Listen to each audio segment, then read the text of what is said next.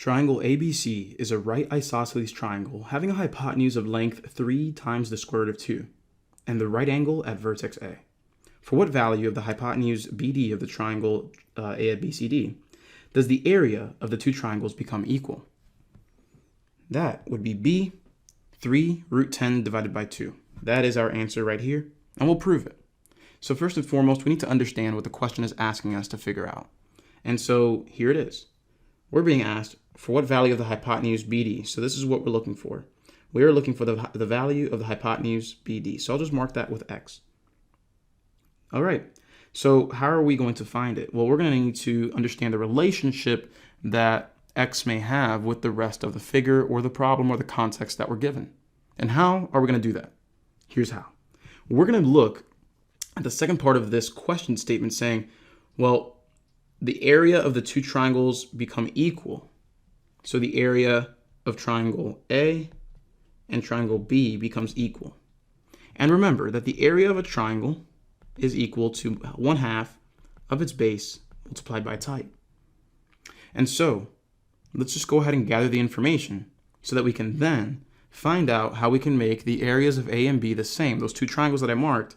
And from there, we'll see if we can use those base and height or the sides to find that hypotenuse. Here's how we're going to do it. So again, we're going to try to find, again, comparing the areas of triangle A and triangle B. They are equal, so 1/2 base times height equals 1/2 of the base and height of the second triangle. So let's be clear here, and let's say that this is the base of A, the height of A, the base of B, the height of B. That way we don't get confused, right? And so what we can do moving into this, we understand that the hypotenuse of ABC, the right isosceles triangle right here, has a hypotenuse of 3 root 2. So that's this length right there, because we were told that this is the right angle. So with that said, because we are dealing with a right isosceles triangle, and we know the hypotenuse as 3 root 2, using my 45, 45, 90, so my special right triangle, 45, 45, 90, my knowledge of it, I understand that AB and AC are each 3. Again, you can use the Pythagorean theorem if you'd like to prove that, but I'm using my special understanding there of a special right triangle. So you can learn it too, apply it whenever you want. So there's the base and there's the height. We've got it all good here. 1/2 times 3 times 3. Now, let's go ahead and look at triangle B. Now we know that, we could say that this is the base and this is the height. So we do technically have, the height here at 3 root 2. So now the only question is, well, what is that base right there? What is that going to be? So let's just go ahead and highlight this so that we don't lose track of it. That's what we're looking for. All right. So how do we get there? Well, here's the thing.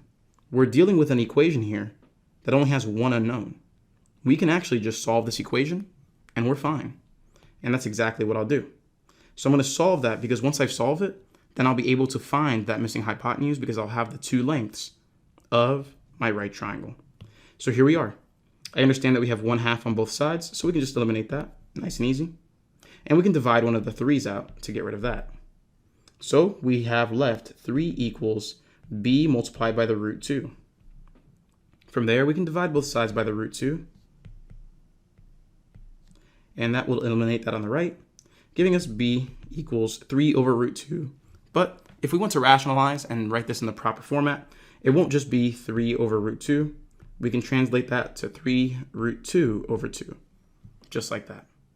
And so we're not done yet. We're absolutely not done. All we've done is that we found that missing side. Because now that we have that missing side, now we can use the Pythagorean theorem to find the hypotenuse that we were looking for. So it feels like a lot, right? It definitely does. It definitely can feel like a lot, but keeping in mind what the goal of the problem is always allows you to get it done in a much cleaner and a more effective manner. So Pythagorean theorem time, 3 root 2 squared plus 3 root 2 over 2 squared equals the hypotenuse squared. From there, this would end up giving us 3 squared, which is 9, times 2, so that would be 18. From there, we would end up having, again, 18 except over 4, and that would be x squared. From here, We can bring these together, or we can just simply say 18 divided by 4 is the same as 9 over 2. And if we want to combine these fractions, we can just say that this is 36 over 2. And from there, they join to become 45 over 2. The reason we did that is so that now we can take the square root of both sides, nice and easily. And now allow me to move this over here, thank you. And then from there, I'm going to move this down and continue on with the problem solving process. And I'll use purple instead. So we'll have the square root of 45 over the square root of 2. And that will be the value of x. We can't just leave it like that though. I'm sure you see these choices. They're not in that same form, right? We're going to need to rationalize, and that's okay. So the square root of 45 is the same as saying the square root of 9 times 5. And so we can pull the 9 out because 9 is a perfect square. So that would end up being 3 root 5 over root 2. From here, we're going to need to rationalize. We have to. And so with that said, we'll multiply by root 2 over root 2, allowing us to essentially multiply these two root 2's together, giving us 2. And from there, root 5 multiplied by root 2, that would give us 3 root 10 divided by 2. And that's why B is the answer. Hope this helps.